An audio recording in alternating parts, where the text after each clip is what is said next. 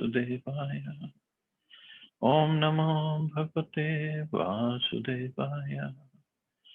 Narayana Namaskritya Naram Chev Narottamam Devim Saraswatim Vyasam Tato Jayamudire Nashtaprayeshu Bhadreshu Nityam Bhagavata Sevaya Bhagavati Uttam Shloke Bhaktir Bhavati Naishtaki. So continuing with the discussion on Srimad Bhagavatam, Canto 4, Chapter 24, chanting the song sung by Lord Shiva, text 45-46. So Lord Shiva is now describing the beauty of Krishna. Previously he described the glories of Krishna to Prachetas, and now he's describing the beauty of Krishna. Snigdha pravringa ghanashyamam sarva saundarya sangraham char Vayat Chaturbahu Sujataruchirananam Padma Koshpalashaksham Sundar Bhusunasikam Sudvijam Sukapolasyam Samkarana Vibhushanam. The Lord's beauty resembles a dark cloud during the rainy season. As the rainfall glistens, his bodily features also glisten. Indeed, he is a sum total of all beauty. He is a sum total of all beauty.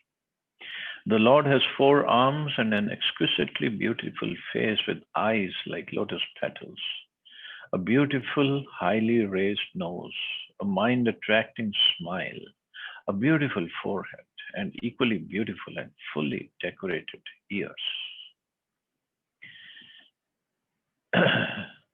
After the scorching heat of the summer season, it is very pleasing to see dark clouds in the sky. As confirmed in Brahma Samhita Barhavatam Samasitam Buddha Sundarangam. The Lord wears a peacock feather in his hair, and his barley complexion is just like a blackish cloud. The word Sundar or Snigdha means very pleasing. Kandarpa Koti Kamaniya. Krishna's beauty is so pleasing that not even millions upon millions of cupids can compare to it. The Lord's form as Vishnu is decorated in all opulence. Therefore, Lord Shiva is trying to see that most opulent form of Narayan or Vishnu. So trying to see that form means he's realizing it and then he's explaining it to the Prachetas.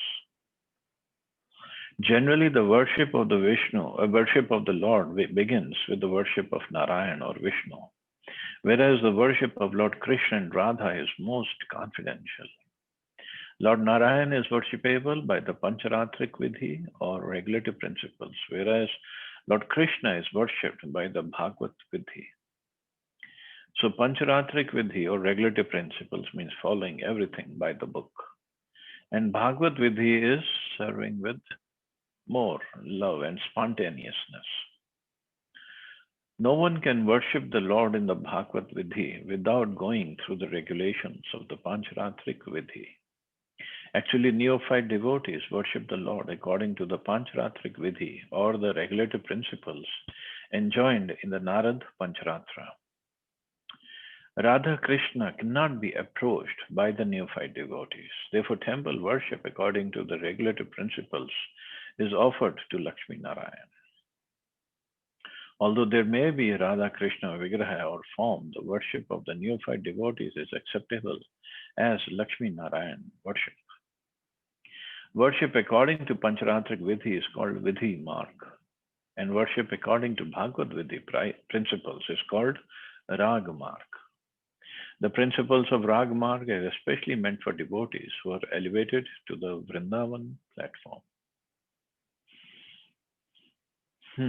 So Lord Shiva is first trying to see opulent form of Vishnu or Narayan, and this is what he's explaining. So Prabhupada explains the difference between the two. So worship of Narayan, Lakshmi Narayan, is by going by the book and following the rules and regulations.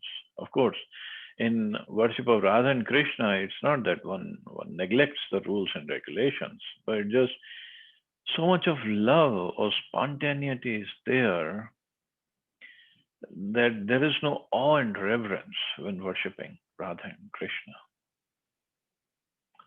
But for neophytes like us, it is recommended that even in temple, when we worship Radha Krishna, it should be with awe and reverence, in the mood of as if we are worshipping Lakshmi Narayan.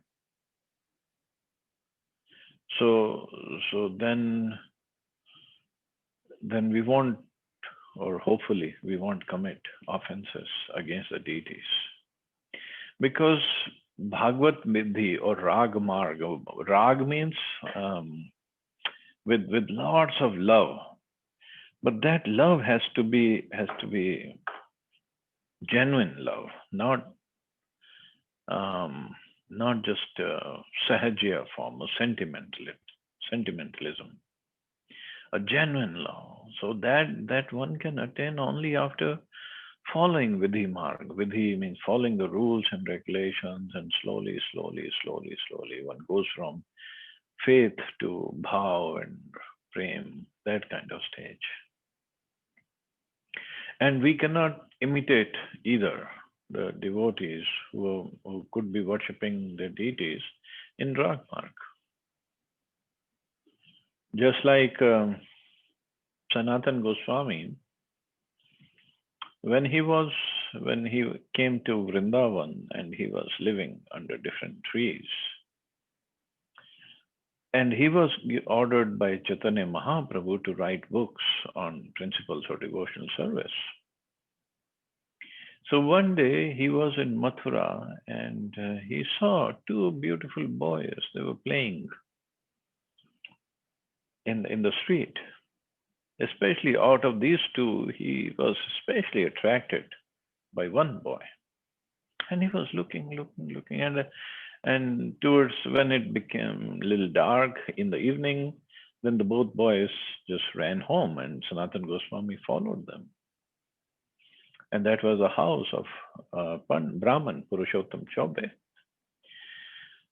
So Sanatan Goswami followed these two boys because he was really attracted by these two boys.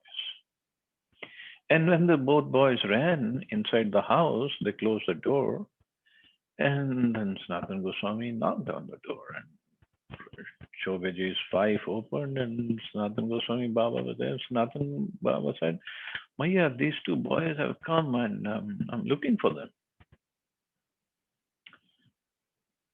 She said, okay, come on inside. So inside he found only one boy. He said, where did the other boy go? The boy just pointed towards a temple. So it was a deity of Madan Gopal. That time his name was Madan Gopal. He was playing with the boy of the family. So we can only imagine how much love they had for the deity. That the deity, he was playing as a person with the other boy. So Sanatan Goswami was stunned, and he just paid obeisance because the boy Krishna, he had taken the deity form again. So Sanatan Goswami paid obeisances, and he came back outside, but he could not sleep at night, and he went early morning again. And early morning again, the boys were playing in the courtyard, and mother was making khichdi, and Sanatan Goswami saw while she was making khichdi, she was cleaning her teeth with that neem datun. And she was making khichdi, so when she had to stir the khichdi, sometimes she would just stir it with the neem datun, and then she would put the neem datun back in her mouth and start chewing on it. And Sanatan Goswami saw that. And when Sanatan Goswami entered, this Madan Gopal, he just ran back and became the deity. Sanatan Goswami saw what Bandar is doing, and he told, what are you doing? You're feeding Krishna this thing? That you are chewing your datun and you're stirring khichdi with the same datun? This is not proper. But after saying that, he felt bad, and then he came back. So at night, the deity appeared in Sanatan Goswami's dream, and he said, what is your problem? She's my mother. She can feed me any way she wants. And I love it when she feeds me that Datun stirred khichdi. What is your problem? So Sanatana Goswami, he begged for forgiveness. He said, yes, I didn't realize that this is what was going on. You like it, so what can we do? But then few days or maybe the same night, the deity said, okay, now you come tomorrow and you're going to ask Purushottam Chobe to give me to you and I want to come with you now. So then Sanatan Goswami went back to the house and he asked for the deity and Purushottam Chobe, he was crying, the mother was crying, the boy was crying, but then they realized maybe the deity wants to go, Krishna wants to go. So he gave the deity to Sanatan Goswami, who later became Madan Mohanji. And actually that deity, Madan Gopal, was actually installed by Advaita Acharya. Long time back, long story. So now that deity is in Karoli, Rajasthan. So I guess another trip. So it is said that Karoli, Rajasthan, Madan Mohanji, and then Jaipur, Govindevji, and Yes, then Prabhuji, we Gopinath. have to go to Karoli. We have to go to Karoli. Okay, let me write. So Madan Mohanji, then in Jaipur, Govindevji, and then Gopinathji. These three deities, one has to take darshan of them in one day from sunrise to sunset. And it is said that then that is the, like, Madan Mohanji, his feet, his lotus feet resembles Lord Krishna's, exactly like that. Gopinathji, the torso, waist, and the chest, and Govindevji, the lotus face, that resembles Lord Krishna's. So when we take the darshan in the order, either up to down, or down to up, then it is said that one does not take birth again. So that's another trip. But anyway, so that is Ragamarg. So that Brahman, when he was serving, is completely in Rag, the wife of that Brahman. But obviously, Sanatana Goswami was going to establish the principles of bhakti, but he himself was serving the deity in Ragmarg. But he was writing books to establish the Sambandha Gyan, the relationship between the living entity and Krishna. So in the beginning, we have to follow the rules and regulations. The inhabitants of Vrindavan, the gopis, Mata Yashoda, Ananda Maharaj, cowherd boys, the cows, and everyone else are actually on the Rag Marg or Bhagavad Marg platform. They participate in 5 basic rasas, Dasya, Sakhya, Vatsalya, Madhurya, and Shant. But although these 5 rasas are found in the Bhagavad Marg, the Bhagavad Marg is especially meant for Vatsalya and Madhurya. So that is really Bhagavad Marg. It's full of love, or paternal and conjugal relationships. Yet there is Vishralambha Sakhya, the higher fraternal worship of the Lord, especially enjoyed by the cowherd boys. So in Vrindavan is not Vishralambha, it's Vishram. I think I read it in Nectar Devotion. So Vishram Sakhya, where Sakhya means a friendship, but the Vrindavan friendship of the cowherd boys is different from the friendship in maybe Ayodhya or in Vaikuntha. So that friendship is called Gaurav Sakhya. So in Vrindavan, Prabhupada says, although there is friendship between Krishna and the cowherd boys, this friendship is different from the Aishwarya friendship between Krishna and Arjuna. When Arjuna saw the Vishwarup, the gigantic universal form of the Lord, he was afraid for having treated Krishna as an ordinary friend. Therefore, he begged Krishna's pardon. However, the cowherd boys, who are friends of Krishna in Vrindavan, sometimes ride on the shoulders of Krishna. They treat Krishna equally, just as they treat one another, and they are never afraid of him, nor do they ever beg his pardon. Forget about begging the pardon from Krishna. In Vrindavan, sometimes when they play, so Balramji is on one side and Krishna is on another side. And Krishna being Krishna, sometimes, so many times he cheats in the game. And then the boys, they will fight and then they say, "Oh, Krishna, we're not going to play with you again. You stay away." Then Krishna goes and complains to Yashoda Maya, and then all these pastimes happen. But this only can happen in Vrindavan. Arjun cannot say, "Krishna, I'm not going to play with you," because he doesn't play with Krishna. So these Gopas, they are on a different level altogether. Thus, the Ragamarg or Bhagavad Marg friendship exists on a higher platform with Krishna, namely the platform of Vipralambha friendship.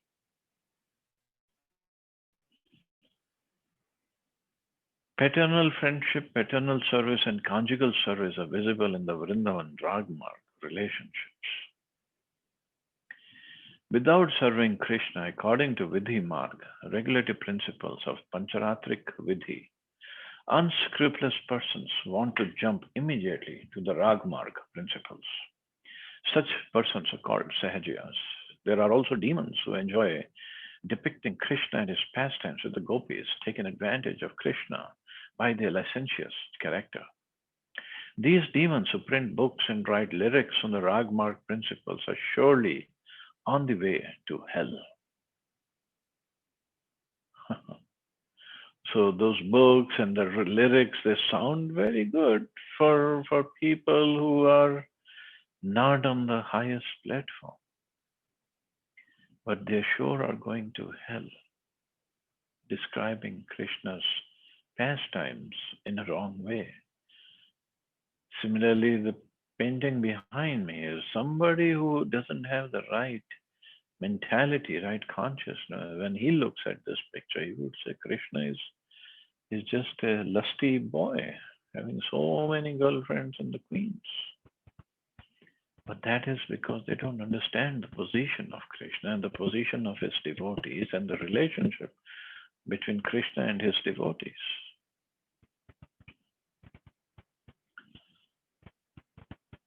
Unfortunately, they lead others down with them.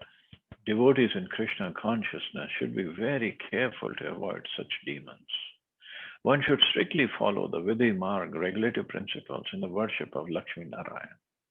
Although the Lord is present in the temple as Radha Krishna, Radha Krishna includes Lakshmi Narayan. Therefore, when one worships the Lord according to the regulative principles, the Lord accepts the service in the role of Lakshmi Narayan.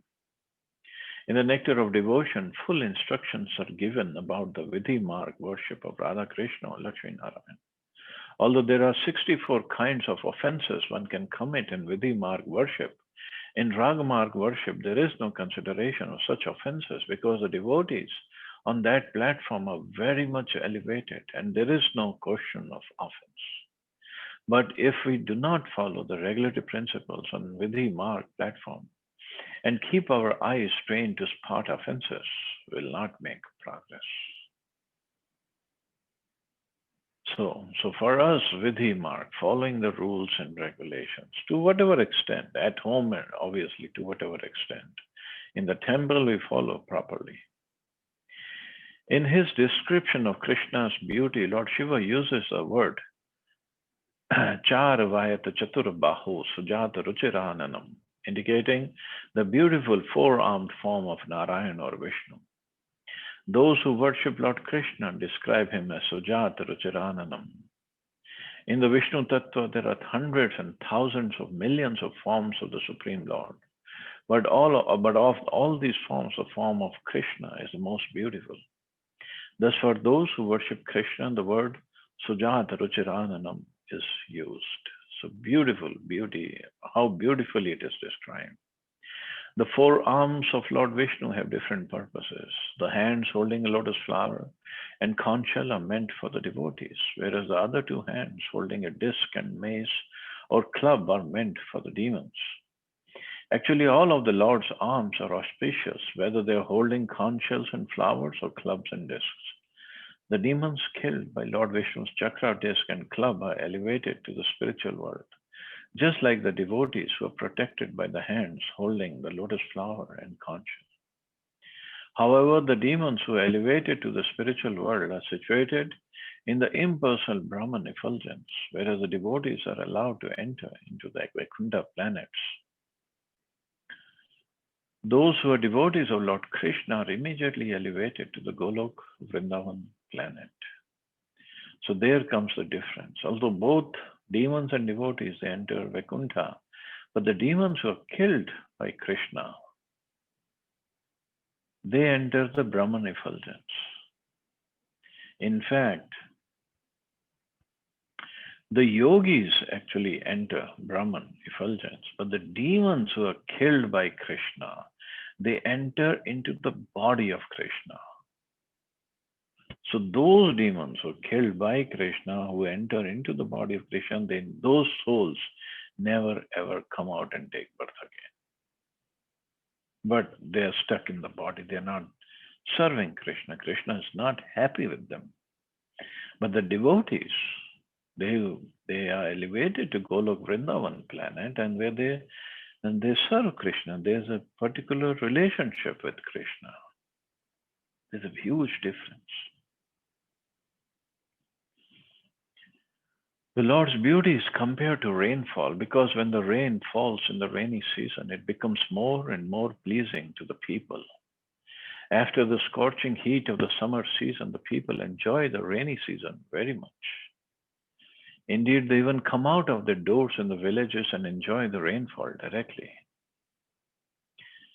Thus, the Lord's bodily features are compared to the clouds of the rainy season. The devotees enjoy the Lord's beauty because it's a collection of all kinds of beauties. Therefore, the word Sarva Saundarya Sangraham is used. No one can say that the body of the Lord is wanting in beautiful parts. It is completely Purnam. Everything is complete. God's creation, God's beauty, and God's bodily features. All these are so complete that all one's desires can become fully satisfied when one sees the beauty of the Lord. The word Sarva Saundarya indicates that there are different types of beauties in the material and spiritual worlds, and the Lord contains all of them. Both materialists and spiritualists can enjoy the beauty of the Lord. Because the Supreme Lord attracts everyone, including demons and devotees. Materialist and spiritualist is called Krishna. Krishna means one who attracts everybody. Sarva Akarshati ti Krishna. Similarly, his devotees also attract everyone, as mentioned in Chad Goswami Ashtaka, Dhira Dhira Jana Priya. The Goswamis are equally dear to the Dhira devotees and Adhira demons. Lord Krishna was not very pleasing to the demons when he was present in Vrindavan. But the 6 Goswamis were pleasing to the demons when they were present in Vrindavan. So Lord Krishna was not very pleasing to the demons when he was in Vrindavan. The demons wanted to kill him. But the 6 Goswamis, they were pleasing to even the demons. And demons will not try to kill them, not try to harm them. That is the beauty of the Lord's dealings with his devotees. Sometimes the Lord gives more credit to his devotees than he takes for himself. For instance, on the battlefield of Kurukshetra, Lord Krishna fought simply by giving directions. Yet it was Arjuna who took the credit for fighting. Nimita matra bhava savyasachi. You, O Savyasachi, Arjuna, can be but an instrument in the fight. Everything was arranged by the Lord, but the credit of victory was given to Arjuna. Similarly, in Krishna consciousness movement, everything is happening according to the predictions of Lord Chaitanya, but the credit goes to Lord Chaitanya's sincere servants. Thus the Lord is described herein as Sarva Saundarya Sangraham. So he likes to see his devotees get more glories than he himself has. So Chaitanya Mahaprabhu Prabhupada says he made this prediction that every town and village my name will be sung, and Prabhupada is not taking his name, but he is saying sincere servants of Mahaprabhu who help in propagating his name all over the world will take the credit. Mahaprabhu wants to give them the credit. Mahaprabhu wants to glorify them, as if without their help the names cannot be preached. But Mahaprabhu wants to glorify his devotee. Similarly, Krishna wanted to glorify Arjuna. And so he gave all the credit. All the credit of fighting goes to Arjuna. Although those who know it, they know it was Krishna everywhere, was killing the demons. But the credit goes to Arjuna. Similarly, like in the fight with the Jarasandha, Krishna wanted to give credit to Bhima. He could have killed Jarasandha easily, but he wanted to give credit to Bhima. So this is the beauty of the Lord. Not just the bodily beauty, his inner beauty, his love for his devotees. That is so beautiful. That is why Krishna is all attractive. And so here, when his body is compared to the rainfall and his bodily features are compared to the clouds of the rainy season, or color of the bodily features. So now next time when we have the rains, when we look up in the sky with the clouds, we should just see Krishna in there. So Krishna's bodily color is a color of the clouds of the rainy season. And Balram's bodily color is a color of the clouds of the autumn season, pure white. So now when we look up in the sky, either the clouds are pure white or Ghanashyam black, then we know who's where.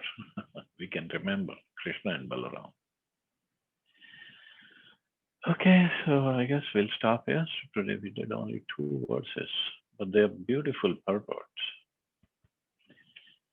Any questions or comments? Prabhuji, my question is not related to class, but like in Ekadashi, we have a strict like fast breaking time.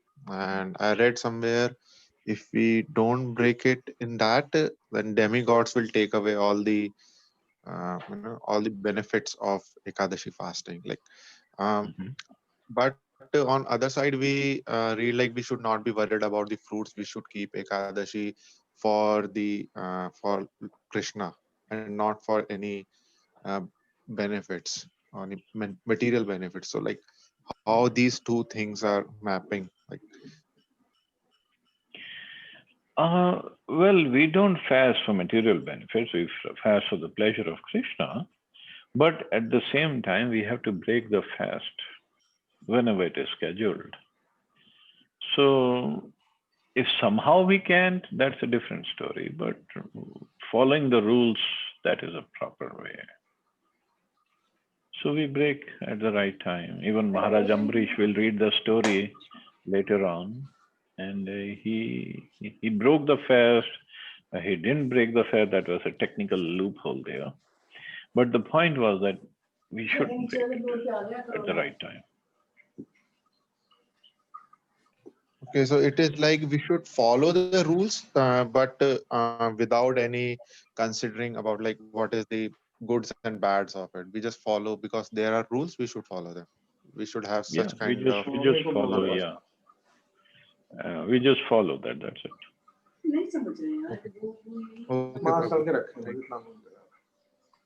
Okay, आज समझो कोई result नहीं करता इसकी आवाज आ रही है। कुछ नहीं करता Prabhuji, but why there is a bracket of timings? Breakfast को मतलब इसको sorry, I forgot the word.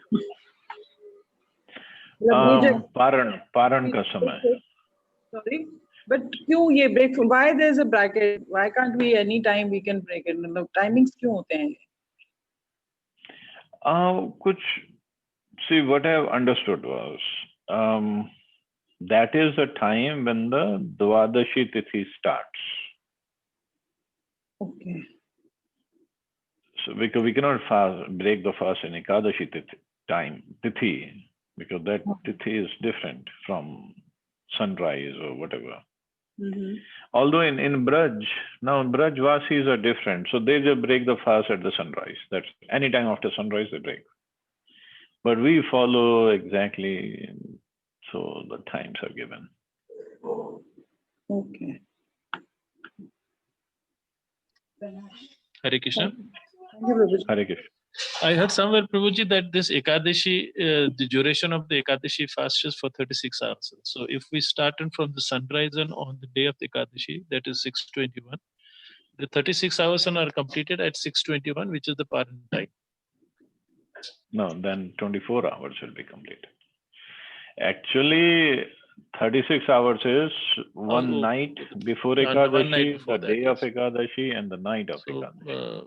they were saying that in the Paran time is determined that by this 36 hours of fasting for Ekadashi, and then as you rightly said that Dwadashi starts from the sunrise, so we break Yeah. the fast.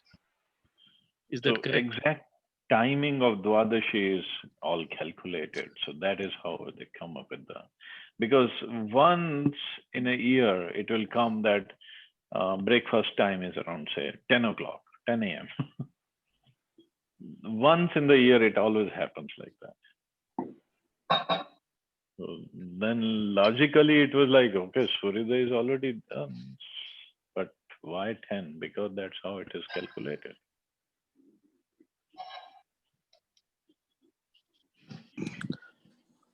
Haribol, just one, probably one more thing, like Ekadashi starts, actually we have seen in the many messages and apps, like sometimes people send, devotees send, and they say Ekadashi starts from like 5 a.m. or 6 a.m. of the Ekadashi day. So here we are saying Ekadashi starts from the night before. So Actually, those who really want to observe, they don't take anything from Dashmi night, and they do full Nirjal Ekadashi till Dwadashi time of fast, breaking the fast.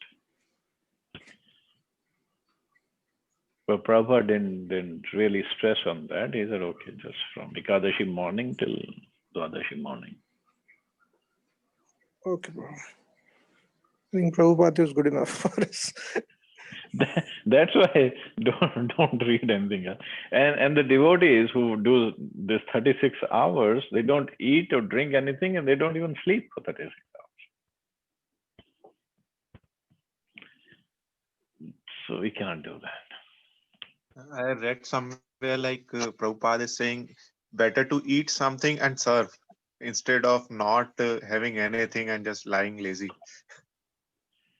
He was even ready to give his devotees khichdi. He said, just eat grain khichdi and go out and preach, even on Ekadashi. Yes, The point is, service was more important. But in our case, okay, we don't have to go in the temple and do book distribution, stuff like that. So just eat and chant. But again, not eat whatever Mashmi Mataji posted, every wonderful prasadam today, pictures. The idea is try to cut down your eating. I'm not saying try to completely go Nirjala, but cut it down and make it very light, something light. It's good for the stomach also, good for the body as well. Prabhuji, please share this picture. Yeah, we'll do that. So better not take anything fried on Ekadashi, and something light, something very light. And we all have experience from Nirjala Ekadashi. Nothing will happen, don't worry. Nothing will happen. We're not going to go crazy. We're eating light.